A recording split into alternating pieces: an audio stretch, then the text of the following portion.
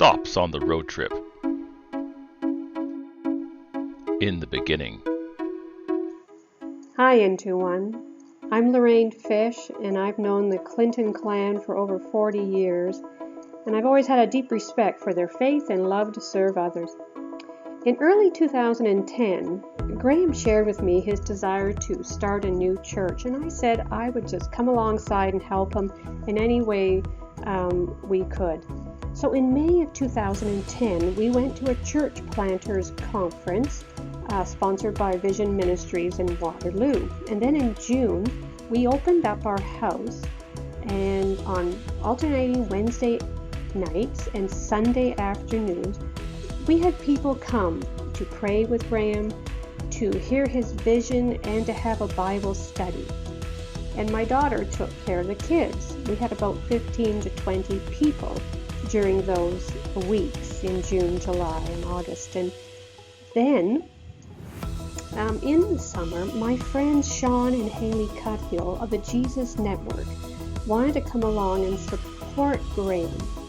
And Graham also started discussions with Vision Ministries and the Christian and Missionary Alliance Eastern District New Ventures Director David Enns. In September, we decided to have regular Sunday afternoon meetings, and we made this more of a typical service. And we wanted a focus, and the focus was faith, fellowship, fun, and food, of course. So we would have supper after the Sunday afternoon sessions. And some of the outings we did, we went bowling. We had an October fall retreat for a weekend in Peterborough. Of course, we had some guest speakers like Sean and Jeff Hines come and speak to the group.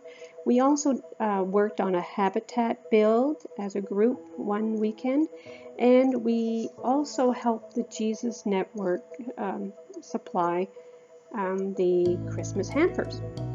Now, of course, it can't be all fun, and so there's the business of trying to build and start a church.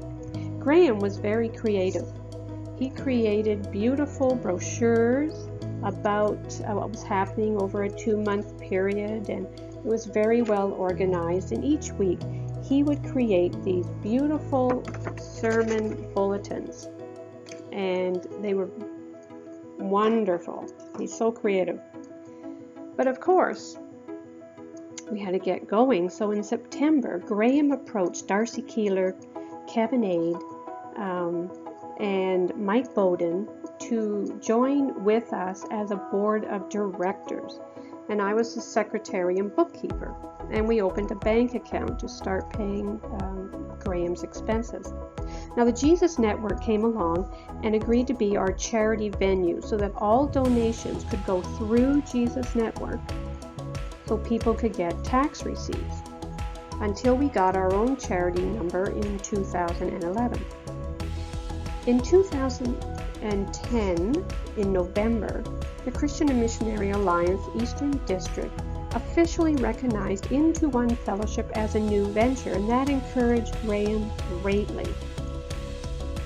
In January of 2011, we had another church retreat at Guelph Bible Conference grounds, and Dan Murphy in January started developing the website for Into One.